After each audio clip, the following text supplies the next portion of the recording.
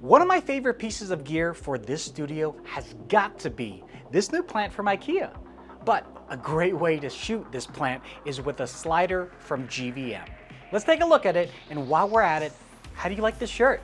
I want to upgrade my wardrobe, and today's sponsor helped me do just that. This video is sponsored by geeksoutfit.com. Whether you're into D&D, Star Wars, or just geek apparel in general, Geeks Outfit has it all. Not only do they have great designs for t-shirts and button-ups, they also have pins, home decor, and more. So if you want to start off this year right with a new fit, head over to geeksoutfit.com and upgrade your threads.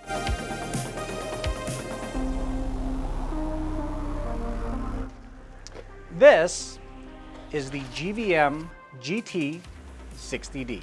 It's what I would call a mainstream camera slider. The body is made up of solid aluminum alloy, sports smooth stainless bearings, and a muted motor. The platform itself can be threaded with either a 1/4 inch or 3/8 inch screw treads and can support a camera weight of up to 11 pounds. I mean, look at these shots. With a 23-inch sliding range, tripod mounts, you can go left to right, up and down, and even back and forth. But it does have its drawbacks. Let's start with the remote. It's so cheap. I mean, just listen. The buttons do not feel solid. There's no premium feel to it whatsoever, and it's not wireless. That means if you need to control the slider, you have to be within its vicinity. And the USB cable itself is proprietary. I mean, it's only this long, and on one end, it looks like it has this weird old PS2 coaxial connection. And the remote does let you control the speed of the slider. So whether you're doing video or even like a time-lapse shot, you have full control automatically or even manually all from this remote. If you go too slowly, your video is going to be bumpy.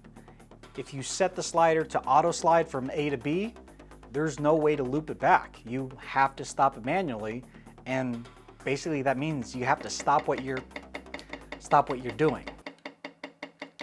That was kind of perfect timing.